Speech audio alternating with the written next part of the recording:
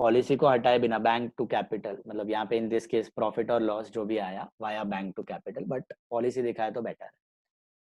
Direct capital, okay, हर साल का revenue expense नहीं है वो, ओके, तो direct bank to capital. And what about this PNL extract? PNL extract में 4 साल का, इसमें टोटल वोटल मत करना, ये हर साल का इंडिविजुअल है,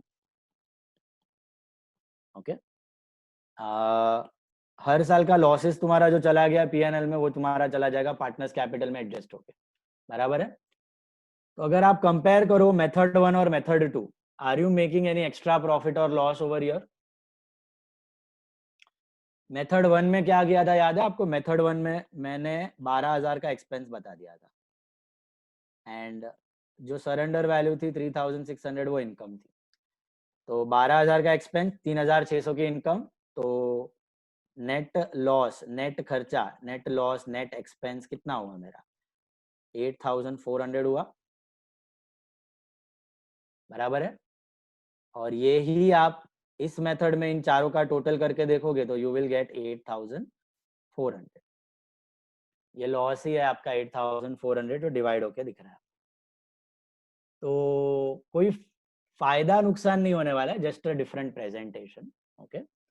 एक में आप एसेट फॉर्म में दिखा रहे हो, एक में एक्सपेंस फॉर्म में दिखा रहे हो, दैट्स इट। देन जाएं आगे अभी प्रैक्टिकल सम पे। दोनों मेथड क्लियर है? प्रॉफिट लॉस, अच्छा एक चीज याद रखना, जब भी एक्सपेंस और इनकम मेथड है, इसका एक सम हमने किया था, जब भी आप टाइप 1 से मेंटेन कर रहे हो जेएलपी को, तब बैलेंस शीट में जेएलपी दिखेगा कि नहीं दिखेगा? बैलेंस शीट में जॉइंट लाइफ पॉलिसी दिखेगा कि नहीं दिखेगा? नहीं दिखेगा। एक्सपेंस और इनकम, पीएनएल और कैपिटल डायरेक्टली जा रहा है, बराबर है। तो एक्सपेंस और इनकम में ही दिखेगा डायरेक्टली, इसमें नहीं दिखने वाला है आपका, क्या बोलते हैं, बैलेंस शीट में नहीं दिखेगा, दैट्स अगेन अ हिंट।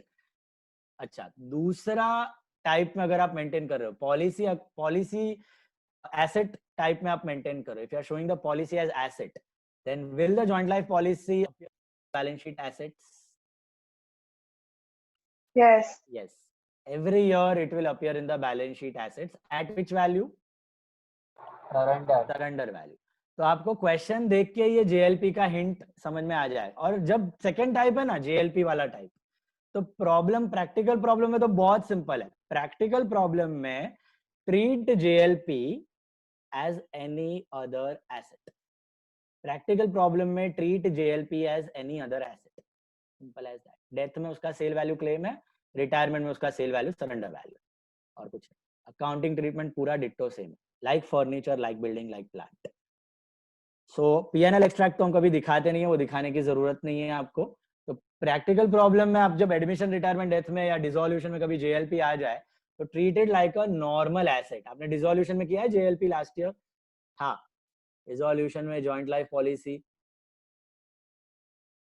याद है, एक आध दो सम में रियलाइजेशन डेबिट में ट्रांसफर करते थे और by bank paid off, receive मतलब collected money, sale out, surrender value. Dissolution में भी सेम, कहीं पर भी आपको एसेट फॉर्म में दिख रहा है जेएलपी, तो treat it like any other asset, no difference over that, simple as that. Got it? तो प्रैक्टिकली टाइप 2 ही यूज करते होंगे ना? टाइप 2 और 1 भी ज्यादा यूज होता है, 1 ज्यादा यूज होता है then 2। Joint life policy 1, expense and income, okay. 2 भी यूज होता है, 1 is used more, expense and income, and like your general insurance premium and all, general insurance premium के जैसा। अभी जॉइंट लाइफ पॉलिसी में आपका जो एसेट फॉर्म में आप दिखा रहे हो जेएलपी, वो आपको क्वेश्चन में अगर दिख जाए तो वही हिंट है कि आपका ये टाइप 2 है। ये समझ में आ गई बात? That's what I was trying to tell. अगर आपका बैलेंस शीट में जेएलपी नहीं दिख रहा है मतलब it is type 1, balance sheet में जेएलपी दिख रहा है मतलब इट इज टाइप 2। ये क्लियर हुआ आपको? लॉजिकल है। तो you take a problem sum number JLP, ये रहा 17, उसी के नीचे है, sorry 17th sum. You see sum number 17, आपको नजर जाएगी joint life policy on the asset part, this is type 2 you are maintaining, but type 2 देख के टेंशन में नहीं आना है. Like any other asset, nothing doing, no difference in the accounting treatment. Now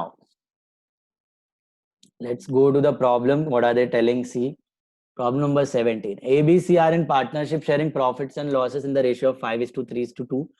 The balance sheet of the firm on 31st December 15 was as follows. ABC का capital दिया है, bank loan, trade payables, assets दिए हुए हैं, no accumulated loss, joint life policy. On 1/1/2016, A wants to retire and B and C agreed to continue at 2:1. So I think they have given you the new ratio and the old ratio, right? Both are at hand. So आप SRGR करके तुरंत goodwill को settle कर सकते हो. Yes or no? बराबर है. Joint life policy was taken on 1/1/2010 for rupees 1 lakh. What is that 1 lakh rupees? Premium. Policy value. Policy value. अगर कोई मर जाएगा तो you'll get a claim of 1 lakh. 1 lakh का. Okay, cover value is 1 lakh. It was taken for 1 lakh. Okay, तो cover value का कभी कोई एंट्री कहीं पर भी नहीं आता. कोई डेड हो जाता है तभी क्लेम मिलता है आपको. And its surrender value as on 31st December 15 was 25,000. मतलब 31st December 15 मतलब date of balance sheet. Date of balance sheet के दिन पे उसकी सरेंडर वैल्यू कितनी थी? 25,000 रुपए थी. बट वो लोग ने कितने पे दिखाई हुई है वहां पे? 20 पे दिखाई हुई है. तो जनरली तो 20 होनी चाहिए थी सरेंडर वैल्यू, बट कोई चेंज हो गया होगा सडनली, या इन्होंने अपडेट नहीं किया होगा, तो इनकी बैलेंस शीट में 20 दिखाई दे रही है, लेकिन एक्चुअल सरेंडर वैल्यू इज 25, या इस साल का अपडेट बाकी होगा इनको. तो बढ़ चुकी है सरेंडर वैल्यू. ओके, इनके बैलेंस शीट में 20 दिख रही है, अभी 25 की वैल्यू है. For this purpose of A's retirement, goodwill was raised for 1 lakh. Which value of goodwill is this? Total or share? Total. Total. So can you do the goodwill adjustment now? You know the total goodwill, you know the OR, you know the NR, you know the GR, ऐसा whatever, gain to sacrificing partner share of goodwill.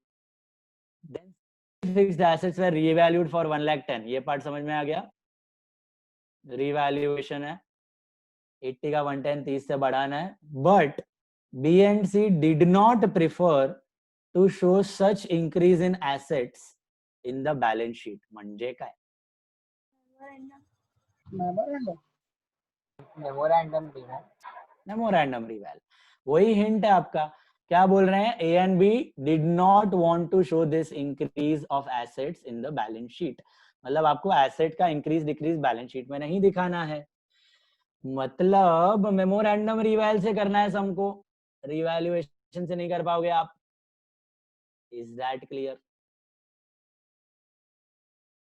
तो retirement में memorandum revaluation आ गया आपको. अभी balance sheet. Also they agreed to bring the necessary cash to discharge 50% of the A's claim. Necessary cash to discharge 50% of A's claim and to make the bank balance equal to 25,000 and to make their capital proportionate. तो proportionate capital का भी adjustment डाल दिया है. अब proportionate capital के लिए आपको क्या पता होना चाहिए? दो में से एक चीज पता होनी चाहिए. याद है आपको? या तो आपको बेस कैपिटल होगा पता, एडमिशन के जैसा है कुछ तो, या तो आपको टोटल कैपिटल पता होना चाहिए. इस सम में तो दोनों नहीं दिया है, लेकिन एक हिंट दी गई है जिससे आप ढूंढ सकते हो. आपने पहले किया हुआ भी याद आया? बत्ती चमका पहले किया था हमने. कैश बैंक बैलेंस के through can you calculate the total capital? कैसे मिलेगा? Via balance sheet, assets minus liabilities. फिर कैपिटल को प्रोपोर्शनेट रखना है, मतलब न्यू रेशियो में डिवाइड करना है, 2:1 में डिवाइड करना है. एंड ए को कितना पैसा दे रहे हैं? देखो, ए को 50% ही देना है. मतलब A is retiring, you are paying only 50% to A. तो बाकी का वैल्यू क्या करोगे आप? ए का loan. That will go to loan, and that loan will appear in your new balance sheet. Okay, and goodwill का तो हो गया अपना. और क्या है? बस bank balance to be maintain. बस यही सब डिटेल्स है. अभी सम करना है और जर्नल भी करना है. खाली जर्नल पूछा है, लेकिन हम लोग सब कुछ करेंगे. ओके, अच्छा सम है तो पूरा इसको रिस्पेक्ट देके सॉल्व करते हैं हम लोग. Sum number 17. Sum number 17. Let's begin for the counts. Revaluation account. Rewal तो छोटा, मेमोरेंडम रिवाल, सॉरी रिवाल नहीं बनेगा, मेमोरेंडम रिवाल बनेगा। मेमोरेंडम रिवाल 2 हिस्सों में डिवाइड हो जाएगा ये, upper half and lower half. Memorandum का कंसेप्ट याद है? एंट्रीज तो बहुत सिंपल है, कंसेप्ट क्या था याद है? आपकी पॉलिसी के हिसाब से आपको एसेट बुक वैल्यू पे रखने थे, तो अगर फ्यूचर में कुछ गेन लॉस होने वाला है तो वो न्यू रेशियो में बटेगा। अब आपको दोनों चीजें करनी है, एक तो एसेट को बुक वैल्यू पे दिखाना है और उसका गेन लॉस भी एडजस्ट करना है, इसलिए आप मेमोरेंडम रिवैल ओपन करते हो, फ्यूचर का गेन लॉस पार्टनर में एडजस्ट कर लेते हो अभी के अभी। Okay, that is the use of memorandum reval. इसके बाद एक बैंक अकाउंट बना लो आप, गुडविल अकाउंट बनाने की जरूरत नहीं है, एग्जिस्टिंग कुछ नहीं है goodwill.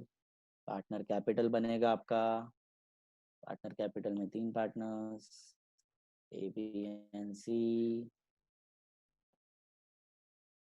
Now in this particular problem ये लोग ने थोड़ा अतरंगी दिया हुआ है। नॉर्मली जब भी पार्टनर रिटायर होता है तब आप सरेंडर वैल्यू मतलब उसको सरेंडर कर देते हो, बेच देते हो पॉलिसी को, बट यहाँ पे कुछ दिया है द पॉलिसी वाज सरेंडर्ड और द पॉलिसी वाज सोल्ड या ऐसा कुछ, it fetched the surrender value. तो are we selling the JLP?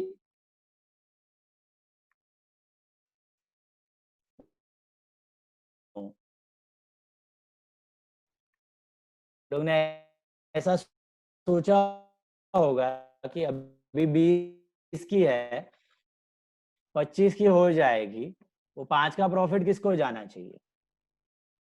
तीनों पार्टनर को जाना चाहिए। तो रीवैल्यू करके दिखा रहे हैं, यहाँ पे ये लोग बेच नहीं रहे हैं, they are simply revaluing the policy. Okay, तो रीवैल्यू करके दिखा रहे हैं 25 पे, वो भी वाया मेमोरेंडम एडजस्ट कर रहे हैं। फ्यूचर में दो जन कंटिन्यू करेंगे, ए और बी, सी नहीं होगा लेकिन सी को टेंशन लेने की जरूरत नहीं है, उसका शेयर उसको मिल चुका होगा वाया मेमोरेंडम रिवैल्यू। समझ में आई बात?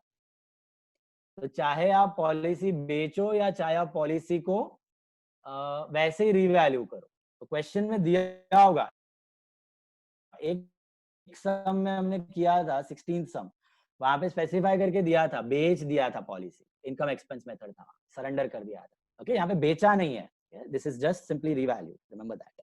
This is your partners capital A, B and C। तो अगर बेचा होता तो सेल का एंट्री आ जाता, सरेंडर हो रहा है तो सरेंडर का अपना, सॉरी सरेंडर या बेचना is one and the same thing, बेचा होता या सरेंडर होता तो सेम एंट्री आ जाता। रीवैल्यू कर रहे हो तो just like you revalue your furniture, building, plant, या revaluing your JLP, same way you are going to treat it. Gain और loss will go to all the partners, ऊपर सबको, नीचे न्यू को। न्यू पार्टनर को टेंशन लेने की जरूरत नहीं है, उसका प्रॉफिट लॉस उसको मिल जाएगा, शेयर ऑफ प्रॉफिट 5000 का उसको अपने आप मिल जाएगा। This is balance sheet. अभी सम करेंगे तो और क्लियरली पता चलेगा इसका पिक्चर आपको। Let's begin. First step is our capital balance. तो by balance brought down 50, 40 and 30।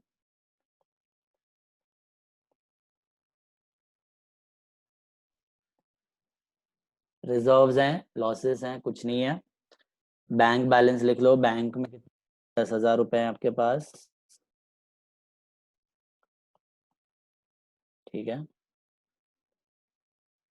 Then let's take care of goodwill first. तो old partner are ABC, new partner are B and C। old ratio between ABC was 5:3:2. New ratio between B and C is 2:1. So I think you can calculate your gain or sacrifice. Obviously, A would have sacrificed and B and C would have gained if there is no change in internal PSR. We'll have to verify that. 5 by 10 minus 0, which is 5 by 10, and 3 by 10 minus 2 by 3 is 30, 9 minus 20 minus 11 by 30, को भी 30 कर देते हैं तो 15 by 30, and सी का आएगा 2 by 10 minus 1 by 3, which is 30, 6 minus 10, which is minus 4 by 30. So in this situation, who is gaining? So I think B and C are gaining because I've done OR minus NR, and A is sacrificing 5 by 30, 15 by 30. So we can simply calculate A is a share of goodwill. A is a share of goodwill is how much? Total goodwill was 1 lakh. 1 lakh का 15 by 30 point में आएगा I think आपको. अरे नहीं, हाँ half ही हो रहा है ये, 50,000 बराबर 50,000. अगर आप वैसे डेसिमल में देखे डिवाइड बाय 30 करोगे तो रिकरिंग डेसिमल में आएगा, round it off to 50,000. Okay, so 50,000 rupees is your share of goodwill, will be divided between B and C in the ratio of 11:4. Can you tell me this? 3666.67 or 13333.33. 36,667 and 33 बराबर है.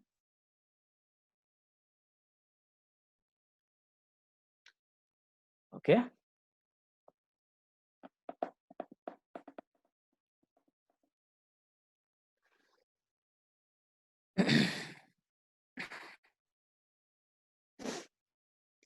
$36,667 and 13,333. Entry क्या होगी आपकी? I think your entry should be B-C-A, correct? B-C-A. तो B में आएगा 36,667, 13,333, to A is 50,000. तो B-C-A, तो B-A and C-A. B-A, B में आएगा 36,667, C-A 13,333, and by B cap and by C cap, A को उसका शेयर मिल गया, that is 36,667 and 13,333. ये गुडविल भी हो गया सेटल. अभी रिवैल पे जाते हैं, मेमोरेंडम रिवैल. गुडविल तक बढ़िया है सबको? Now let's go to revaluation. Revaluation में क्या एसेट्स रिवैल्यू आए? तो फिक्स्ड एसेट्स रिवैल्यू है अपवर्ड्स. तो यू नो ओरिजिनल पार्ट बना रहा हूँ. Original upper part will be ditto same like your normal revaluation, which is 30,000 का gain over your. And JLP, are we selling JLP, are we surrendering JLP, और are we revaluing JLP?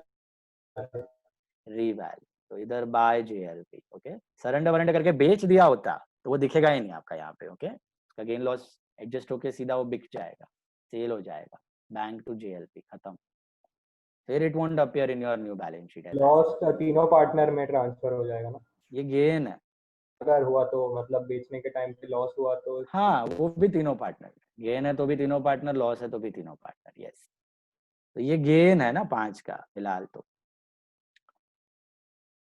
बराबर है. This gain will be going to all the 3 partners, क्योंकि ये हम लोग first part, 2 ही asset है I think revaluation में, और कोई एसेट लायबिलिटी है नहीं. You can simply transfer the profit to partner capital. किसको जाएगा ये original profit? A, B and C तीनों को जाएगा in the ratio of 5, 3 and 2. तो 5, 3, 2 मतलब 35,000 को इफ आई डिवाइड एज 5, 3, 2, 10, 3, 5, 0, 17,500 आ रहा है मेरे को. तो ये 2, 3, 10,500 and 7,000. Are you getting this? 17,500, 10,500 and 7,000. तो इसमें दिख रहा है, सॉरी, इसमें दिख रहा है आपको ये जो रिटायरिंग पार्टनर है A, उसको उसका शेयर मिल रहा है 17,500 इन द टोटल प्रॉफिट. इसमें ये 5,000 का भी पड़ा हुआ है, 2,500. 5,000 का जो प्रॉफिट है ना, उसका 2,500 पड़ा हुआ है, और 30,000 का जो प्रॉफिट है उसका 15,000 पड़ा हुआ है. This is the breakup. Okay, A is getting his share. अच्छा, अभी जब सेकेंड पार्ट जब करोगे तब पूरा ऑपोजिट करोगे. जो एसेट बढ़ा है उसको कम करना है, जो कम हुआ उसको बढ़ाना है. तो बाय फिक्स्ड एसेट का हो जाएगा आपका 2 फिक्स्ड एसेट दैट इज 30,000 वापस बना दिया एंड 2 JLP, इसको भी सेम वैल्यू पे दिखा दिया that is 5,000. And now this loss will not be shared by all the 3 partners. This will be shared by only 2 partners, by B and by C. कौन से रेशियो में share करेंगे? तो 2:1 में शेयर करेंगे. 2:1 that is NR. तो इसमें आपको दिख रहा है A is not a party to this loss.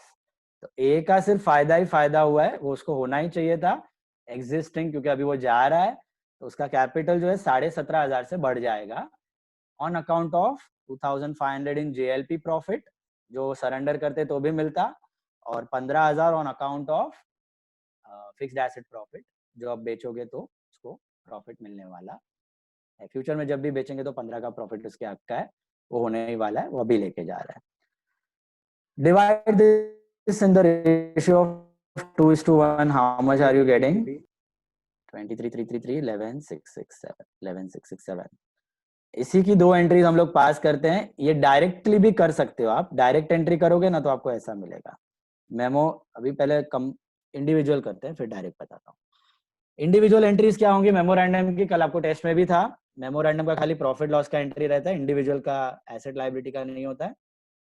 तो मेमोरेंडम टू ABC, तो ABC में बाय मेमोरेंडम, ABC में बाय मेमोरेंडम, ABC में by memorandum will be 17,500, 10,500 and 7,000. और यहाँ पे मेमोरेंडम 2 पार्टनर में 2 मेमोरेंडम रिवैल 23,333 एंड 11,667. तो इसका अगर नेट इफेक्ट देखो that is the combined entry. Net effect is the combined entry which is B, C to A. मतलब A को जो 17,500 मिलने हैं वो B और C ने गेन रेशियो में दिए होंगे. आप वेरीफाई भी कर सकते हो, ये गेन रेशियो में डिवाइड होगा अपने आप. आप क्रेडिट माइनस डेबिट जो करोगे ना, this will be automatically in the gain ratio of 11:4. 11:4 के गेन रेशियो में जाएगा. वेरीफाई करके देख सकते हो आप.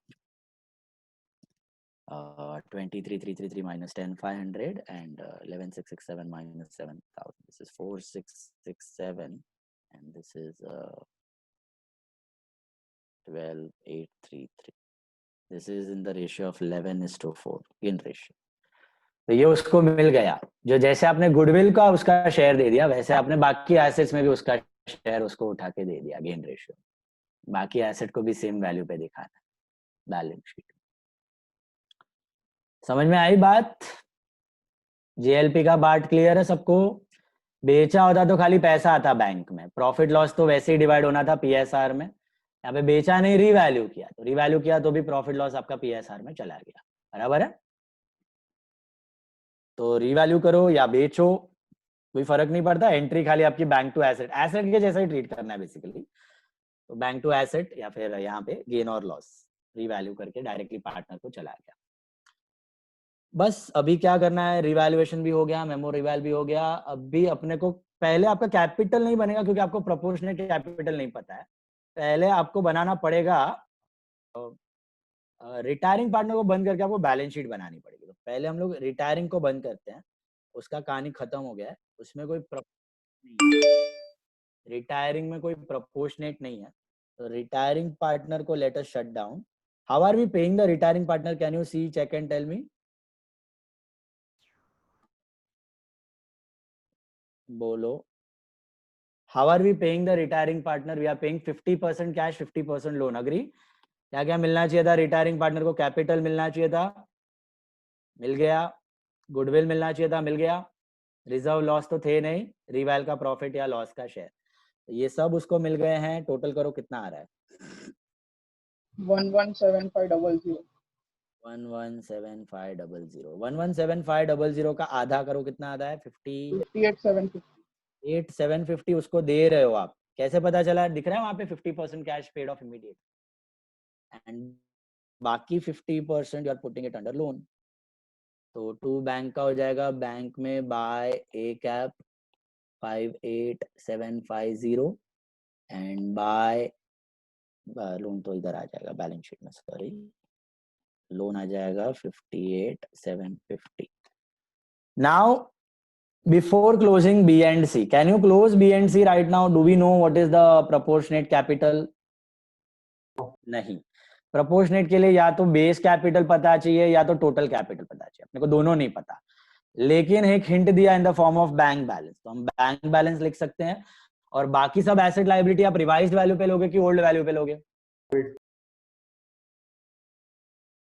Old value. क्योंकि we are doing random revalue, old value. तो छापते जाओ सन्ड्री फिक्स्ड एसेट, साइमल्टेनियसली आप बैलेंस शीट भी बना रहे हो. यहाँ पे sundry fixed assets are 80,000 rupees, inventories are 50,000 rupees, no change. क्योंकि चेंज यहाँ पे नहीं है, उसका जो गेन लॉस का चेंज है ऑलरेडी कैपिटल में हो चुका है, तो यहाँ पे चेंज करने की जरूरत ही नहीं है आपको. इन्वेंटरीज हो गया, ट्रेड रिसीवेबल हो गया, same value of 30,000 rupees. Then joint life policy just like normal other asset 20,000. बेचोगे तो 25 मिलेगा, उसमें वो रिटायरिंग अपना शेयर एज इट इज लेके जा रहा है, टेंशन लेने की जरूरत नहीं है. बैंक कितना बैलेंस रखने को बोला है अभी? बैंक का 25,000, तो 25,000 in bank. On the liability side as loan लिख दिया हमने, बैंक लोन लिख दो, बैंक लोन भी है 40,000 रुपीज. एंड ट्रेड पेएबल्स है, ट्रेड पेएबल्स हैं, that is creditors at same value of 30,000 rupees. बस आई थिंक और कुछ नहीं है. एसेट लायबिलिटी तो इतने ही थे existing. Can you tell me the total capital मिलेगा यहाँ पे, पार्टनर कैपिटल में टोटल मिलेगा पहले. 76,250. टोटल कैपिटल कितना है? 76,250. 250. ये टोटल है, टोटल. तो टोटल कैपिटल इधर लिख देना, total new total capital between B and C is 76,250. ये कौन से रेशियो में डिवाइड होगा? ये प्रोपोर्शनेट कैपिटल है, आज के बाद PSR में रखना है ना आपको, किसी का फायदा नुकसान ना हो, तो 2:1 में रखना है. तो इसको 2:1 में डिवाइड करो तो कितना आता है? 3 2 6 508,333. 508,33. And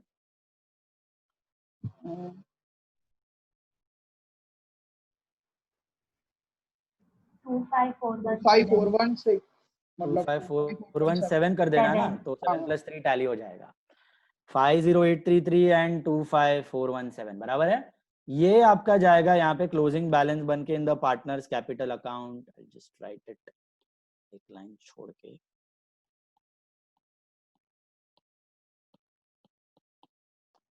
this is 117,500.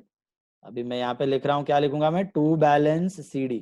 To balance CD ये मेरा प्रोपोर्शनेट कैपिटल है, आज के बाद इतना रखना है. ये कैसे डिसाइड करते हैं पार्टनर कितना कैपिटल रखना है? How do the partner decide कि बैंक बैलेंस 30,000 ही होना चाहिए? Okay, it depends on the activities of business. Business का रिक्वायरमेंट कैसा है, डेली रिक्वायरमेंट, वर्किंग कैपिटल का, या कोई नया एसेट खरीदना है क्या, बिजनेस का एक्सपेंशन प्लान के बेसिस पे दे विल डिसाइड कितना कैपिटल मेंटेन करना है उनको. ठीक है, तो ये प्रोपोर्शनेट कैपिटल हवा में से नहीं आता, ये गुडविल का कोई मेथड नहीं है कैलकुलेशन का. प्रोपोर्शनेट कैपिटल के लिए जो आपको बैंक बैलेंस की कंडीशन दी गई है, it depends on the business situation. Business expand करना है तो बैंक बैलेंस ज्यादा लगेगा, बिजनेस का एक्टिविटी थोड़ा कम हो रहा है तो बैंक बैलेंस कम लगेगा. उसके बेसिस पे दे डिसाइड कैपिटल, उसके बेसिस पे आप प्रपोर्शन करोगे और उसके बेसिस पे सरप्लस या डेफिसिट मिल जाएगा. तो this is all depending on the business, they will decide ज्यादा कैपिटल चाहिए कि कम. इंडिविजुअल कितना बताया मेरे को? 50833 and 25,417. 50833 and 25,417. 5 सॉरी ए में नहीं आएगा कुछ. 50833 and 25,417. अभी you can shut down your capitals and automatically you'll get surplus deficit जो आ रहा है by bank to bank. By bank ही आएगा क्योंकि बैंक में अपने को लिखना है बैलेंस. बाय बैलेंस CD आप लिख सकते हो 25,000, ये क्लोजिंग होना चाहिए. तो आई थिंक डेफिसिट ही आएगा आपको, तो इधर बाय बैंक आना चाहिए, तो बैंक में पैसा आए थोड़ा, तो करके देखो बी का और सी का डेबिट माइनस क्रेडिट। बी का टोटल किया 1,08,33 10833 है, नहीं 1,00,100 हाँ 1,0833 1,0833 एंड 1,10,000 आ रहा है। 10,000 हाँ 10,000 1,10,833 हाँ हाँ सर। चेक करो यार, कैलकुलेटर है तुम्हारे पास, come on. 1,10,833 1,10,833 What about C? 50417 50417 50417 and ये डाल दो इधर बाय बैंक, बी और सी में कितना आ रहा है? 60,333 और 13,417 60,333 एंड 13,417 13,417 60,333 एंड 13,417 ये जाएगा आपका बैंक में 2B कैप 2C कैप। मतलब ये एक्चुअली हम लोग उल्टा कर रहे हैं, प्रैक्टिकल लोग पैसे लाए फिर इतना प्रोपोर्शनेट हुआ और फिर बैलेंस शीट बन गई। ओके, एक ही कंडीशन थी, बैंक बैलेंस 25,000 होना चाहिए। बैंक को 25 बनाने के लिए ये बंदा इतना लाया, ये बंदा इतना लाया, 60,333 लाया और ये लाया 13,417 और फिर आपका बन गया बैलेंस शीट वगैरह। ये कैश अकाउंट आपका ऑटोमेटिकली सेम आना चाहिए, टोटल कैश में सेम ही टोटल आएगा क्योंकि वही बेस कंडीशन लेके हमने स्टार्ट। तो एक similar problem we had already done, this was with JLP। JLP sold नहीं था, JLP रीवैल्यू था। Very good problem.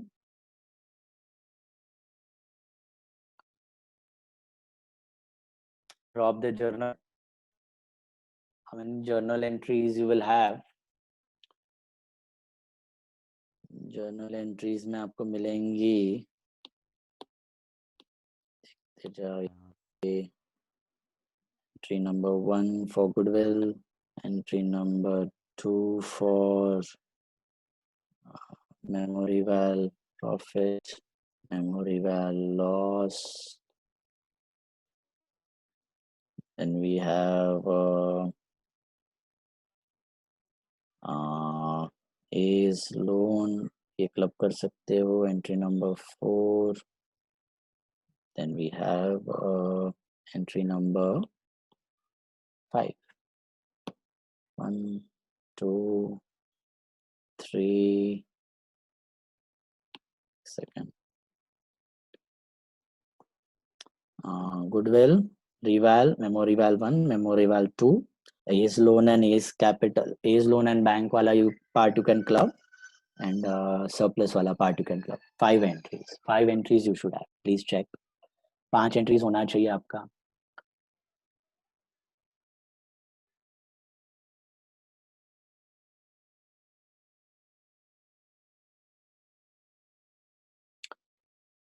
नरेशन में किसी कोई इश्यूज आए तो बोलना। मेमोरेंडम का ऊपर का रहेगा profit on memorandum reval distributed to old partners in old ratio, and reversal loss second half वाला रहेगा reversal loss of memorandum reval transfer to new partner in new ratio,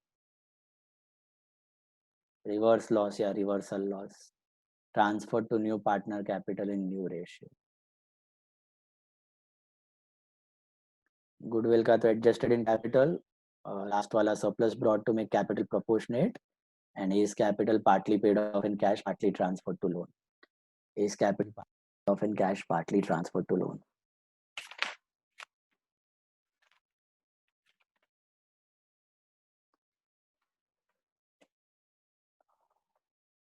Comfortable?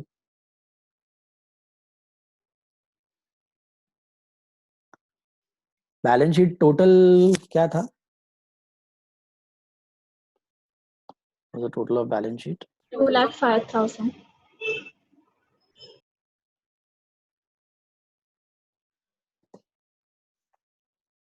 5 entries.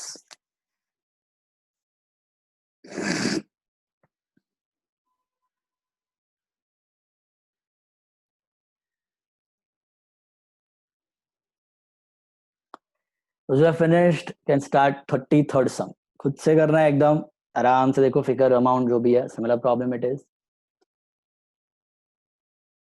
Right. 35, 33, 33. Sum number 33. Last sum of the sheet. 33 का खाली laser करना है. Journal का जरूरत नहीं है. 33 में खाली लेजर.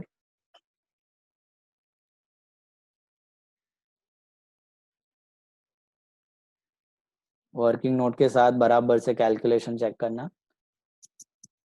फर्स्ट अटेम्प्ट राइट होना चाहिए.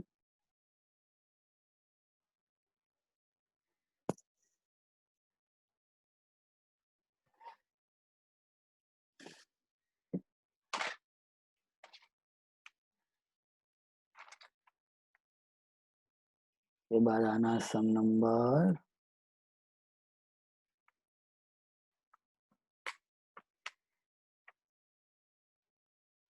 19 पे.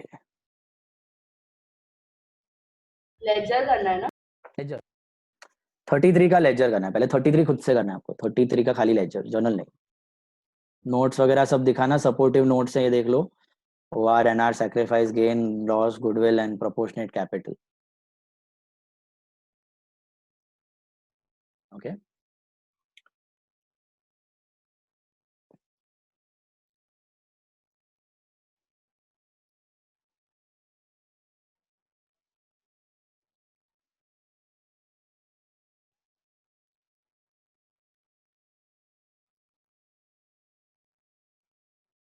I think IB international board जो होता है ना, उसमें भी सेम सिस्टम्स है अप्लाइंग. मेरे को एकदम डिटेल आइडिया नहीं है. कोई आसपास का आपका होगा, पहचान का जाता होगा तो. इंटरनेशनल बोर्ड जो होता है यहाँ पे सिस्टम इंडिया में हाँ भी. सर, उसमें 6 subjects, 3 at standard level and 3 at high level. हाँ मतलब वो ऐसा कुछ होता है ना, स्पेशलिटी आपको जो चूज करनी है ऐसा. हाँ, एंड क्रेडिट बेस्ड सिस्टम होता है ना वहाँ पे भी. पॉइंट बेस्ड सिस्टम होता है. पॉइंट्स रहता है, पॉइंट्स. उसमें बट इन लोग की वाट लग गई. क्यों? All of my friends scored like 35 on like 35, 36 and 45. That's hardly even like 80%. अच्छा मतलब वो आगे जाके बाकी स्टूडेंट के साथ कंपैरिजन में मर जाते हैं वो लोग.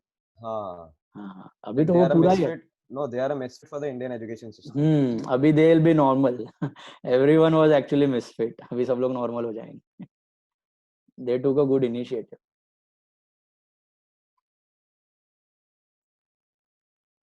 उसका फीस बहुत ज्यादा है लेकिन IB का. IB is to costly. अभी ये लोग सब कुछ ऐसा बना दें IB जैसा तो मजा आ जाएगा.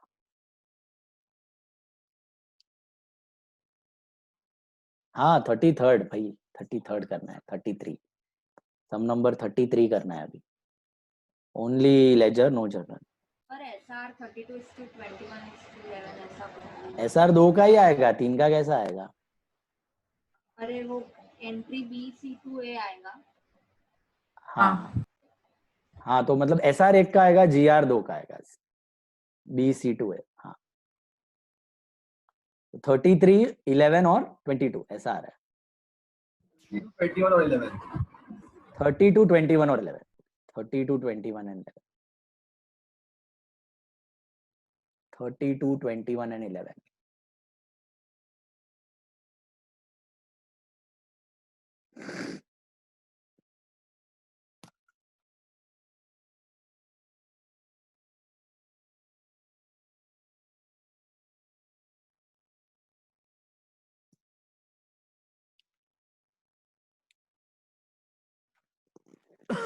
Sorry.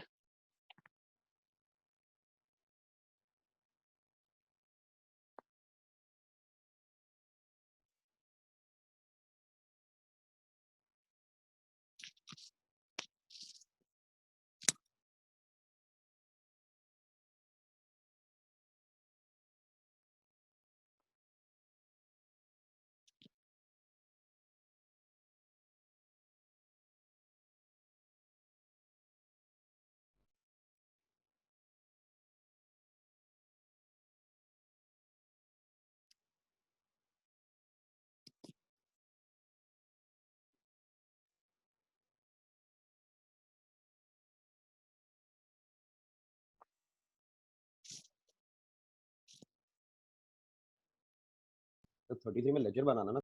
खाली लेजर, बैलेंस शीट तो चाहिए, के बिना नहीं होगा।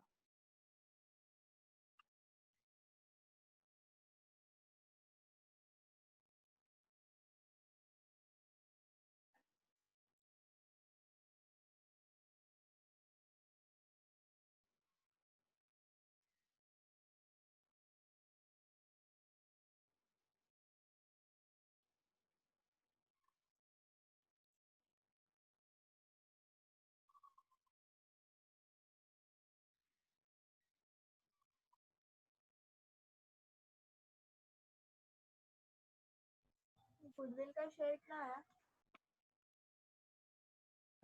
कैलकुलेट करके बोलो मुझे। 5,000 और 18,333. हाँ 18333 and 5,000. 25 35. 35 35 and 18333 35 and 18333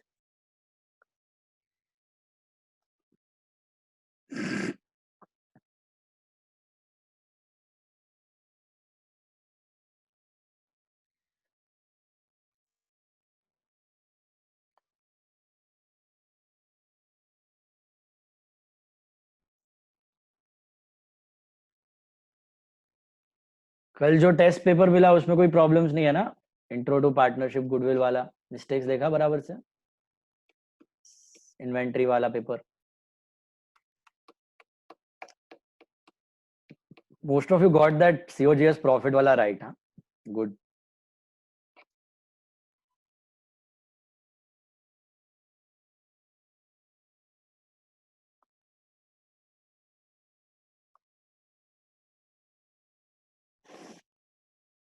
even that thing, वो सेल और रिटर्न वाला फर्स्ट सम में डाला हुआ था एडजस्टमेंट, 15 मार्च को गुड सेंड किया था, 40% 10th अप्रैल को रिजेक्ट किया, बाकी एक्सेप्ट किया।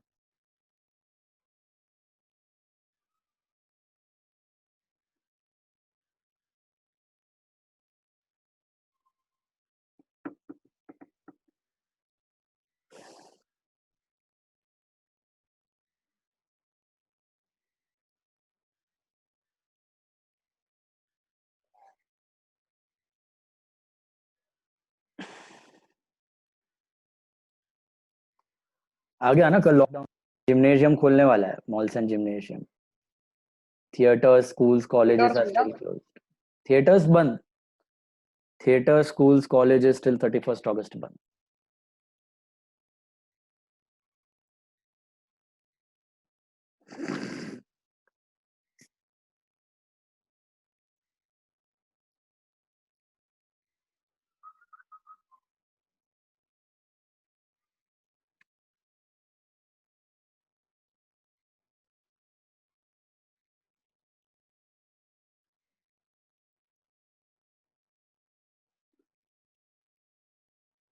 केजरीवाल को एजुकेशन मिनिस्टर बनाना चाहिए, sadly is from a different party only. He has done tremendous of work in Delhi.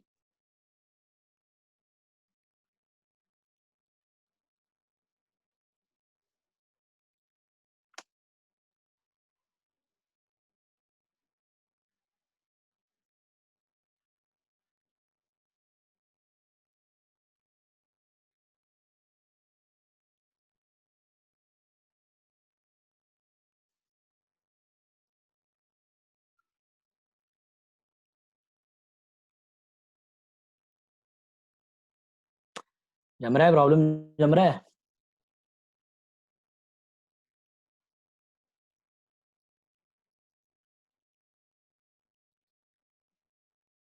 Celebrity लोग वीडियो ऑन करो, दर्शन दो अपने थोड़े।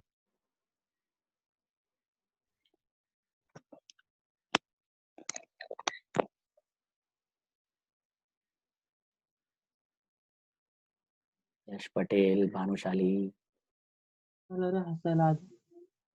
मी हसत होते. क्या है ये?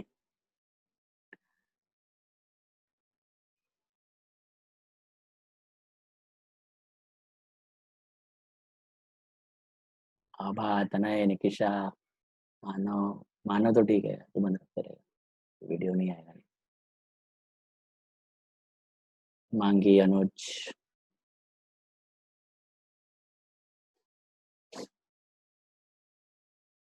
श्रद्धा को जमा ना पूरा paper, full marks you scored, congrats, 45 on 45, very good. Even Tanay scored full I think, है ना? तनय, तनय को भी फुल है ना? Very good, keep it up.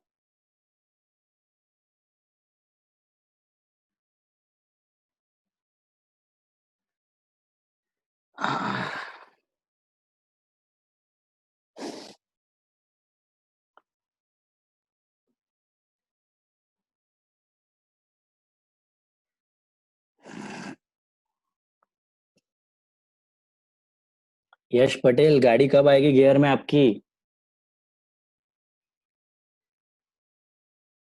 हाँ यश है कि भाग गया, किधर गया यश? हाँ ये रहा, स्माइल मत दे भाई। यश पटेल, प्रेजेंटेशन सुधारो और गाड़ी थोड़ा अभी चेंज करो, नहीं चलेगा। 3 टेस्ट से कम आ रहा है, पढ़ाई नहीं हो रही है मतलब। या दो चीजें हो सकती, या समझ में नहीं आया या टेस्ट में गड़बड़ हो गई। समझ में नहीं आया तो डाउट क्लियर कर सकते हो, टेस्ट में गड़बड़ क्यों हुई? Not enough practice, right and practice.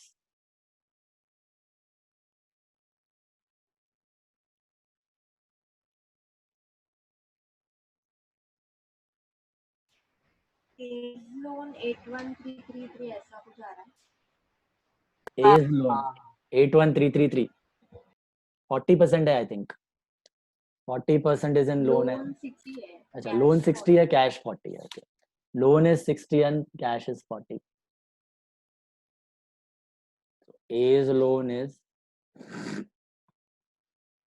81333।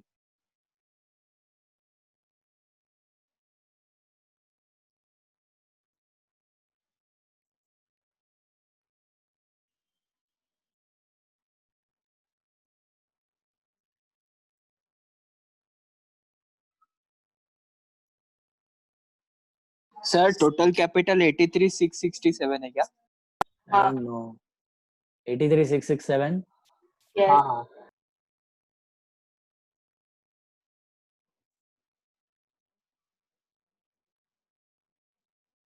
ए का कैपिटल क्या है? ए का क्या है? 5229.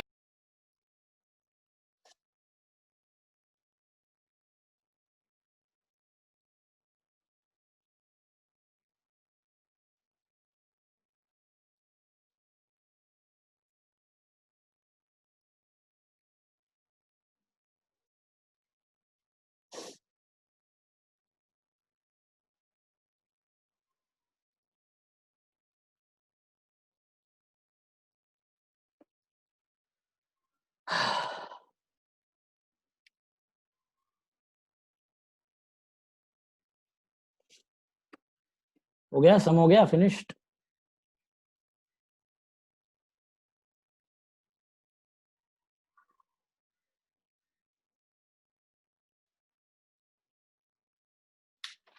Come to sum number 11. Yeah, finish that then. 11th sum. Or else let's do one thing. 11th I'll take tomorrow. तो पहले का ये दो खत्म करते हैं।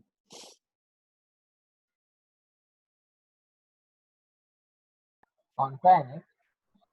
Next sum is sum number 7. 7 और 8। एज लोन एज लोन आया कितना? 81333 I think. As loan is 81333 आ रहा है। Goodwill total, what are you asking? Total goodwill, total goodwill तो दिया है, शेयर हाँ अभी बोला ना कितना आ रहा था वो 53,333। टोटल गुडविल इज एक का शेयर 5333। एक का शेयर 53,333। अच्छा हाँ वही, हाँ एक का शेयर बराबर है 5333 and in the ratio of 21 and 11 35 15 कुछ तो आया है 16 18 35,000 और 18,333। 18333 एंड 35,667. और बैलेंस शीट का total capital balance sheet total कितना आया? 255 कैपिटल 83667. देखो लिखते जा रहा हूँ मैं, मेरे को बोलो पहले रिवैल का प्रॉफिट लॉस जो भी है, ऊपर का प्रॉफिट नीचे का लॉस या व्हाटएवर इट इज, मेमो रिवैल कितना आया? मेमो रिवैल का प्रॉफिट लॉस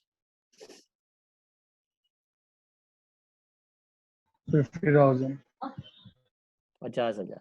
ठीक है, फिर मेरे को बोलो एज लोन कितना आया? 81333. अच्छा, और ए में टू बैंक कितना आया?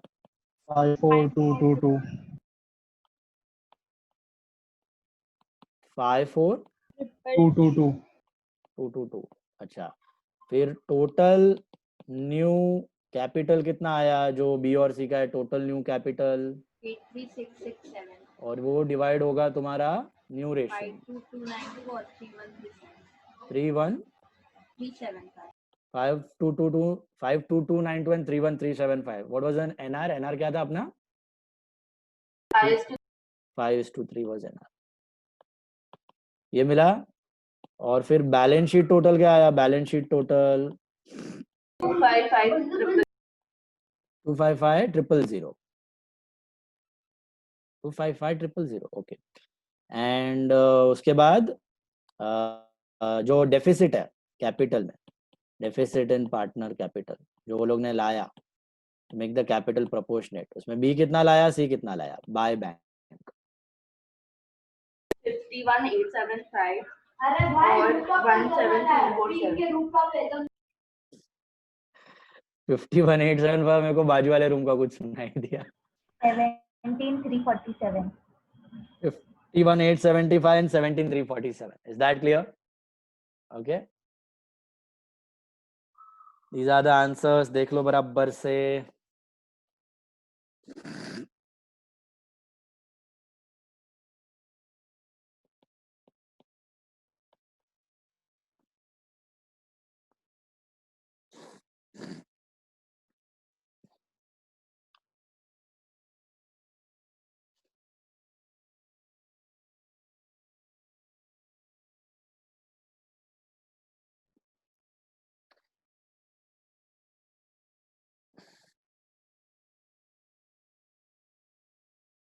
सॉलिड प्रोग्रेस हो गया इंटरनेट का। वीडियो पे अपना लेक्चर्स चालू है।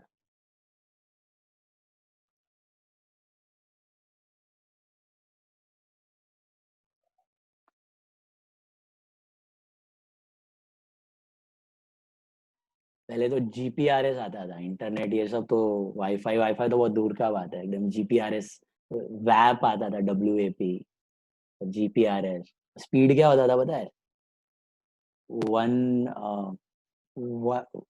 मैंने 256 kbps का स्पीड यूज किया था सबसे पहला। First internet speed was 256 kbps in the year 2001 or something। वो टेलीफोन से कनेक्ट करना पड़ता था, MTNL और टाटा डोकोमो का। इंटरनेट चालू किया तो फोन बंद, टेलीफोन से लाइन कनेक्ट होके होता था। 256 kbps मतलब क्या मालूम है? If you type on Google ICAI, it will take 5 minutes to load। ऐसा गंदा स्पीड था ऐसा।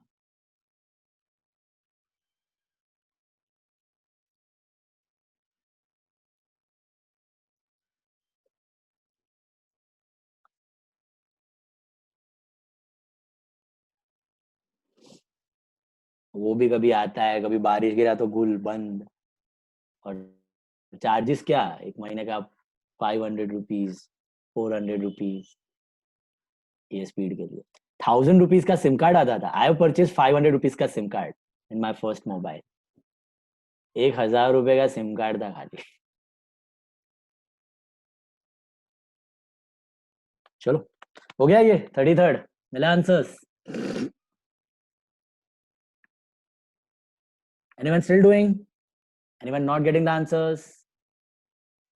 Anyone who did not get the point of JLP or memory val with this? क्षमा कनाडिया, क्षमा कनाडिया का मिस्टेक हो रहा है आजकल टेस्ट में फुल मार्क्स लाने का। And get full। प्रैक्टिस क्षमा जी, silly mistakes, avoid that. चलो करें आगे, सम नंबर 7 पे आ जाओ सब लोग। सम नंबर 7, सम नंबर 6 तक आई थिंक हमने किया था फॉर्मूला उस दिन, राइट? 4 तक किया था, 5 6 7 8 बाकी है। अच्छा 5 6 7 8 बाकी है, चलो 5 6 7 8 उड़ाते हैं। फिफ्थ वन ले लो सब लोग, सम नंबर 5 ले लो।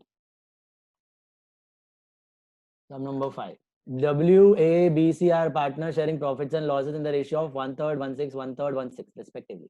B retires and WAC decide to share future profits and losses equally. Calculate the GR. कर सकते हो?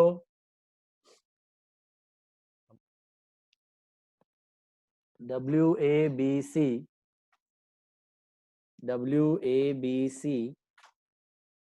sharing profits and losses as 1/3 1/6 1/3 1/6, तो कितना होता है? 2 1 2 1. New ratio is B retires. ये लिख दिया तो आपका आधा काम इधर ही हो गया। We can और sacrifice कर लो इधर से। For WABC 2/6 minus 1/3 which is 0. 1/6 minus 1/3 is minus 1/6, and 2/6 minus 0 is 2/6, and 1/6 minus 1/3 is minus 1/6. Therefore, gain ratio between WA and C is 0:1:1. मिलाइए, 0:1:1 gain ratio पूछा है अपने को, तो W गया है, B गया है, तो WA and C का आएगा 0:1:1. Simple. Try the next one, sixth one. ABC sharing profits and losses in the ratio of 25:15:9. B retires and it is decided that 1/9 of his share B, अरे नहीं, sir आप 7 में चलो। हाँ, ABC are sharing profits and losses in the ratio 25:15:9. B retires and it is decided that profit sharing ratio between A and C will be same as existing between B and C. Calculate GR. तो ये बताया था आपको, याद है? 25. Sixth one. ABC are sharing as 25:15:9. अभी B retire हो रहा है, लेकिन it was decided that the profit sharing ratio between A and C will be same as B and C. तो A and C का है 25/9. ये A and C का मत लिखना है यहाँ पे, B and C का लिखना 25/9 नहीं है, कितना? B/C is 15/9. A/C भी इतना ही रखना है अपने को, 15/9. How to do this, you remember?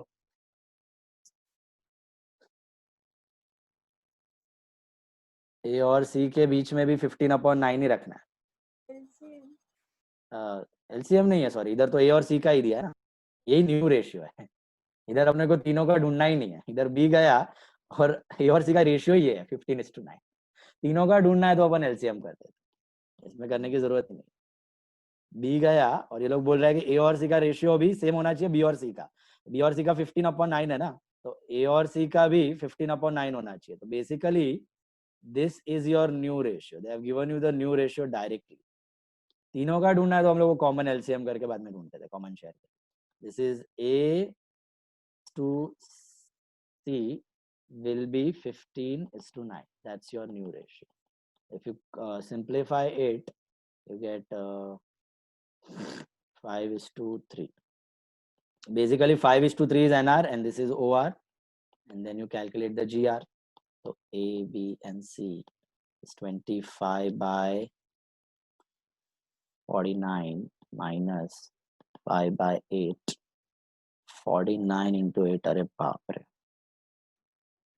5 are 40, 392, 200 minus 245 minus 45 by 392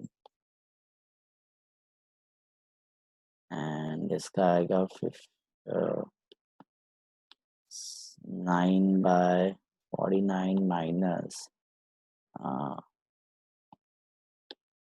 3 by 8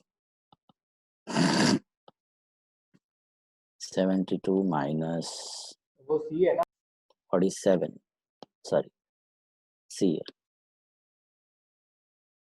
which is 392 and 47 67 75 minus 75 और B का तो क्या है 15 upon 49 minus 0 is equal to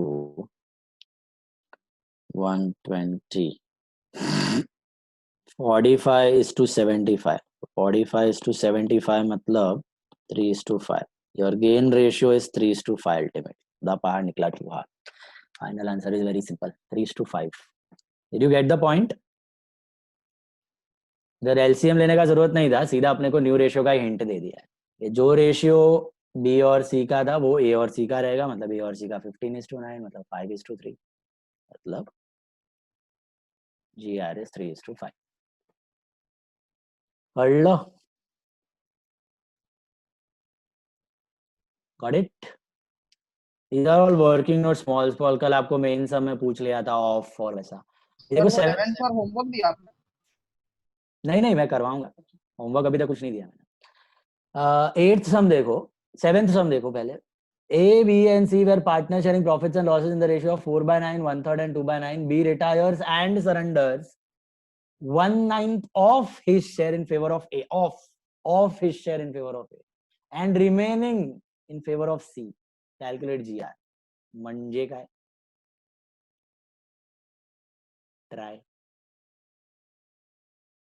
try कीजिए सब लोग चलो लेट्स सी कितना दिमाग चला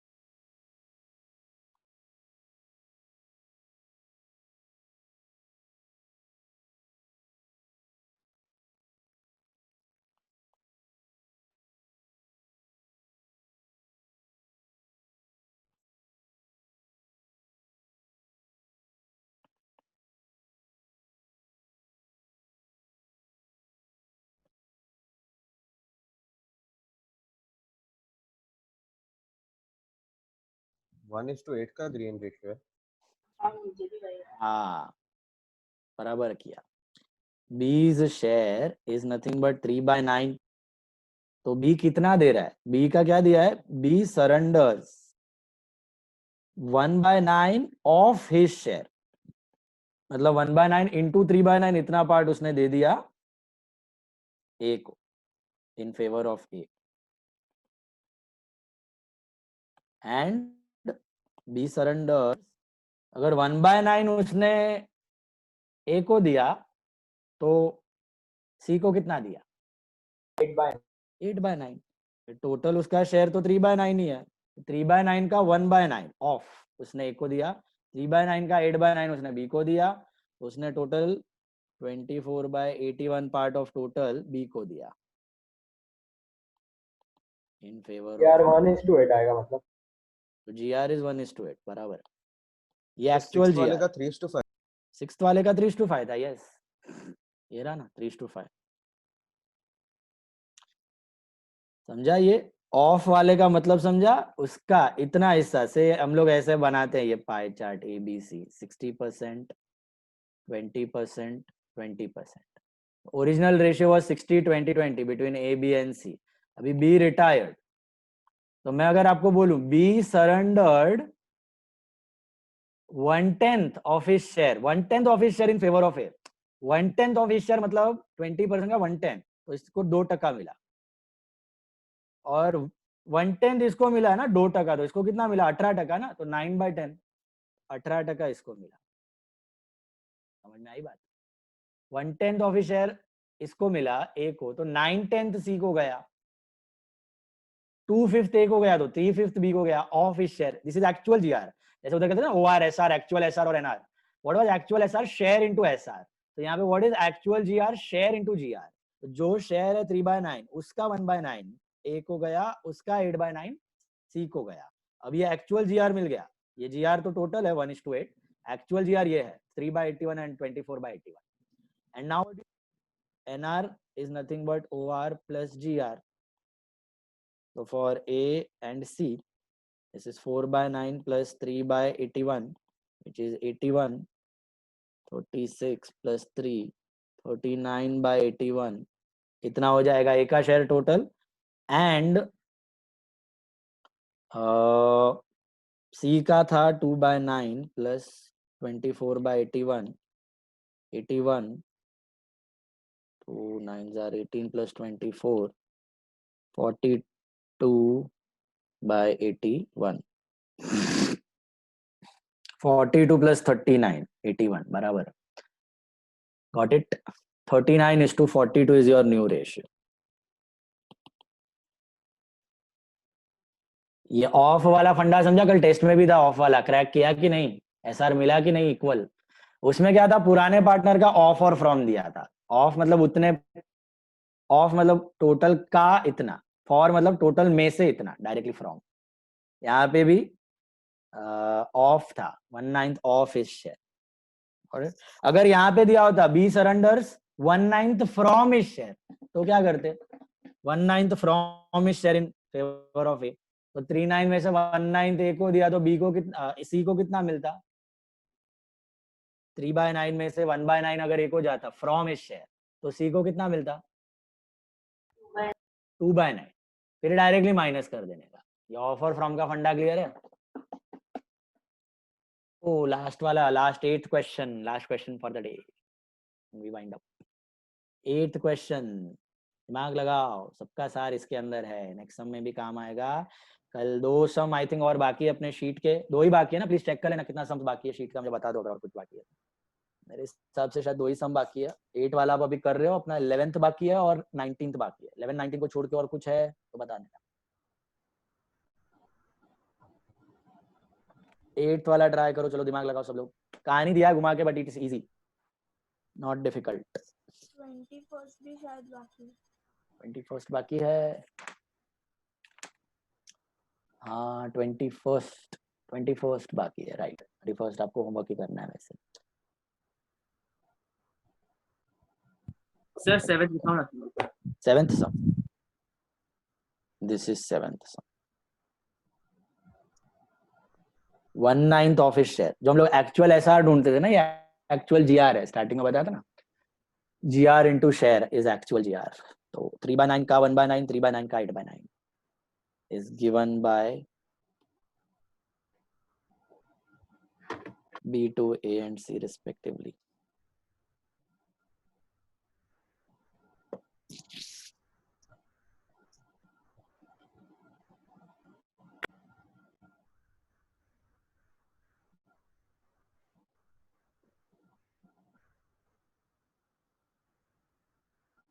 सर ये 8th वाले में क्या खिचड़ी पकड़ी है, कुछ समझ नहीं आ रहा. सोचो यार, break it down. Easy They है. have already given the GR. They have already given the GR, but you need to calculate NR. GR directly plate में दिया हुआ है. जितना मिलता है सब लिख दो. सर एसआर 1:1 दिया कि क्या दिया? देखो ABC are partner sharing profits and losses half 3/10 and 1/5. तो पहले तो OR लिख दो ABC का. ABC का OR is what? 5:3:2 I think, right? B retires and his share is taken by A and C in the ratio of 2:1. So what is that 2:1 guys? That will be your GR, right? तो वो 2:1 क्या है? 2:1 जो part में उन्होंने retiring partner का share लिया, B का जो शेयर लिया वो 2:1 में लिया. मींस ए को एक्चुअल जीआर क्या है? Actual GR is GR into share. मतलब ए को कितना मिला? बी का शेयर था 3/10. 3/10 छोड़ के गया वो बिजनेस में, तो ए ने उसका 2 पार्ट्स ले लिया, तो इनटू 2/3 इतना पार्ट ए को मिला. 6/30 ए को मिला. एंड बी को कितना मिला 3/10 का 1/3। ये ऑफ वाला ही सिचुएशन है वापस। ये पार्ट समझा कि नहीं आपको? Did you understand this? Directly you can not do 3/10 minus 2/3 and 3/10 minus 1/3। वो जो शेयर है जो छोड़ के गया वो ये लोग ने 2:1 में बांटा। मतलब शेयर समझो 25% होता, 2:1 में बांटा, तो 25% का 2/3 ए को गया, 25% का 1/3 बी को गया। तो नहीं बात, 30% शेयर छोड़ के गया तो 30% का 2/3 ए को गया, 30% का 1/3 बी को सी गया। आएगा ना? एक्चुअल जीआर का हाँ सी को गया, ए और सी, ए एंड सी। बी छोड़ के गया 30%, तो उसका 30% का 2/3 ए को जाएगा और 30% का 1/3 सी को जाएगा। तो वैसे यहाँ पे बी छोड़ के गया 3/10, तो 3/10 का 2/3 will go to A and 3/10 का 2/3 will go to C. 1/3 will go to C. 2/3 will go to A and 1/3 will go to C. ये तुम्हारा एक्चुअल जीआर है। मतलब A को फाइनली कितना पार्ट्स मिला 6/30 मिला टोटल का, एंड C को कितना मिला तो 3/30 मिला। तो actual GR is 6/30 and 3/30, and then you can calculate your NR, which is OR plus GR for A and C. This is 5/10 plus 6/30, which is 15 plus 6, 21/30, and C का है 2/10 plus 3/30, which is 30, 6 plus 3, 9/30. ये हुआ आपका NR 21:9 between A and C. Then immediately W is admitted for 1/4 share of profit, half of which was gifted by A, and the remaining share was taken by W equally from A and C. ये कुछ नहीं है, खाली थोड़ा घुमा के दिया है। अगर आप लॉजिकली सोचोगे ना तो डायरेक्टली SR मिल जाएगा आपको। पहले यहाँ तक आ जाओ, यहाँ एक मिनट, पहले यहाँ तक समझ में आया बात क्या हो रहा है? 3:1 बराबर है, यहाँ तक मिला आपको? सर इसका न्यू रेशियो 41:19:20 है क्या? अरे वो तो सबका फाइनल, वो तो A एक is minute to B final, is to W। हाँ वो आ रहे हैं यहाँ तक मिला। A:C 21:9, मतलब समझ आई बात? जीआर देख के डायरेक्टली जीआर ऐड नहीं करना है, एक्चुअल जीआर ढूंढना है। उसके शेयर का इतना हिस्सा, शेयर इनटू जीआर और फिर OR plus GR is N. बढ़ू आगे। अब ये जो इनका न्यू है ये ओल्ड हो जाएगा फॉर W वाला केस, तो मैं यहाँ पे लिखता हूँ ratio between A and C is 21:9। Okay, अभी W का शेयर कितना है? W का शेयर इज 1/4, तो इसको ये लोग 1/4 देना चाहते हैं, 25% देना चाहते हैं। कैसे देना चाहते हैं? दिया हुआ है, he receives half of his share from A and remaining half is divided equally between A and C। मतलब 50% उसको A ने दिया और रिमेनिंग 50% में भी 25% A ने दिया, 25% C ने दिया। तो can you tell me the sacrifice ratio in this? What is the sacrifice ratio? 3:1 होगा। समझ में आ गई बात सबको? सिंपल है, हाफ हाफ और बाकी हाफ का भी हाफ, मतलब A is giving 3/4 and C is sharing 1/4, तो basically sacrifice ratio is 3:1। Directly देने के बदले थोड़ा घुमा के स्टोरी बना के दिया। And then you go for actual SR। Actual SR क्या है? 3:1 मतलब पूरा का पूरा 3:1 A नहीं दे देंगे, उसको जो मिल रहा है ना 1/4 share into SR, share into SR, उसको जो 1/4 मिल रहा है ना उसका 3/4 A, टोटल में से 3/16 देगा, और उसको 1/4 मिल रहा है W को, उसका 1/4 C देगा, मतलब टोटल में से 1/16 देगा। This is actual SR, actual sacrifice. And then NR is OR minus SR, which is A, C and W।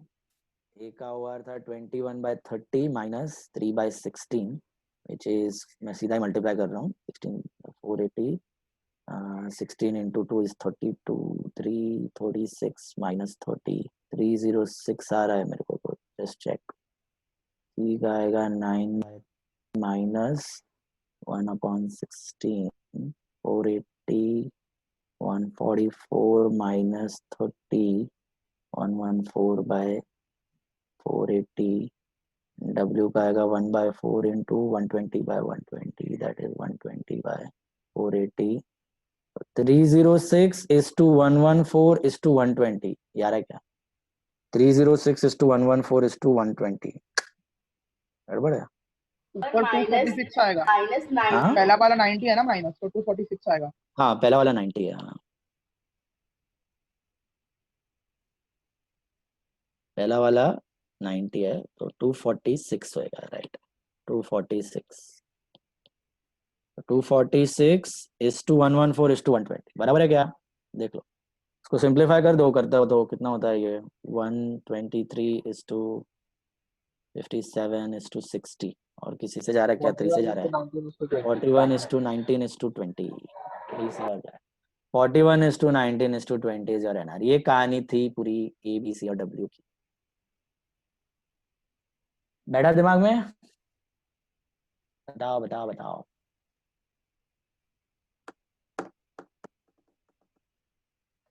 बोलो, कोई डाउट?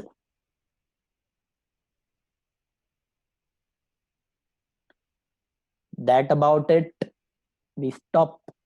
आपका रिटायरमेंट खत्म होगा। 3 more sums to go, very important 2 sums we are going to do tomorrow। Ratios का बहुत बड़ा खेल है, ठीक है। तो कल का लेक्चर लास्ट लेक्चर है, 31 जुलाई। We are winding up with retirement and we are now almost half time, more than half time. मैं कब शुरू किया था? अप्रैल 10 को शुरू किया था। April 10 we started. 110 days, 110 days are over. अभी आपका कौन सा चैप्टर्स बाकी है? डेथ बाकी है, consignment, ADD, account, current and shares. 5 more chapters to go। August September, mostly September mid and तक खत्म हो जाएगा, और फिर रिवीजन आराम से करेंगे हम लोग। रिवीजन इज नथिंग बट जो हमने किया है पहले वही रिपीट है, और कुछ नहीं है। एग्जॉस्टिवली सब कुछ करना ही है अभी। ओके, सो होमवर्क के आपको लेना है सम नंबर। पेपर का कोई नहीं है आज। कौन सा था अपना सम नंबर? 21। एक मिनट जरा देख लो, एक मिनट। 21st सम, 21st सम में एक ही एडजस्टमेंट है, एडजस्टमेंट नंबर 4 जरा पढ़ो। 4 के नीचे पैरा, बाकी सब तो नॉर्मल है। 4th एडजस्टमेंट के नीचे देखो क्या दिया है। Kishore retires, okay. The goodwill of the entire firm be fixed at 21,600, that's manageable. Goodwill of the entire firm be fixed at 21,600, and Kishore's share in the same be adjusted in the accounts of Pramod and Ramesh, who are going to share in future in the ratio of 3/4 and 1/4. What is that? Who are going to share in future? Sir, sum number 21। New ratio है ना ये, 3:1। NR, तो क्या goodwill को NR में adjust करना है? GR GR नहीं करना है। ओके, एनआर की मदद से आपको जीआर मिल जाएगा।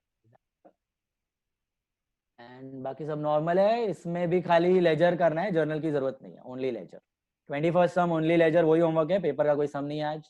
होमवर्क भेज देना ग्रुप पे शाम तक। कुछ डाउट्स है तो रुको, otherwise leave, tata bye bye, see you. Sir ये 8th सम में मैंने न्यू रेशियो कैलकुलेट करने के लिए old ratio plus gain ratio less sacrifice कर दिया और आंसर आ गया। Old ratio plus less sacrifice gain, कौन सा? पुराना वाला गेन? नहीं, मैंने एक्चुअल गेन किया 2/10 जो पेपर में आया। एक मिनट, ओल्ड रेशियो में तुमने एक्चुअल गेन रेशियो ऐड किया? वो तो हमने किया है यहाँ पे न्यू रेशियो के वक्त, तो मतलब उसमें वापस ऐड किया? नहीं, तो 5/10 प्लस 2/10 फिर लेस सैक्रिफाइस करूंगा मैं। 5/10 प्लस 2/10 क्या है? वही ना जो उसको इससे मिलता है बी से। 3/10 सर उसने पूरा समय ना एक ही फॉर्मूला से कर हाँ। दिया है। आपने जो अलग अलग पार्ट में समझाया ना, 2 पार्ट में मैंने जो किया वो। हाँ उसने एक ही पार्ट अच्छा, एक ही पार्ट में तुमने कंबाइन करके हाँ, ए ये बी सी जो और बी का डब्ल्यू शेयर है कर ना, वो 2/10 और 1/10 में अच्छा, डिवाइड होता है ना, हाँ। उसने एक ही पार्ट हाँ बराबर फिर बराबर -1/8 -1/16। बराबर है। तो सीधा फाइनल आंसर मिलेगा। हाँ बराबर, एक साथ उड़ा दिया तो फिर ठीक है। मेरे को लगा यहाँ तक एनआर किया, फिर वापस इसमें जीआर तुमने ऐड किया। सर पर इसमें 6/30 को रिड्यूस करेंगे तो 2/10 ही आएगा। हाँ 2/10 बराबर, ये 2/10 यू आर सेइंग, ओके बराबर। ये जो शेयर मिला है तुमको, करेक्ट। तो तुमने क्या किया, पहले ओल्ड रेशियो में गेन रेशियो को ऐड कर दिया, और फिर डब्ल्यू वाले शेयर को माइनस कर दिया, सैक्रिफाइस रेशियो, और फिर फाइनल आंसर।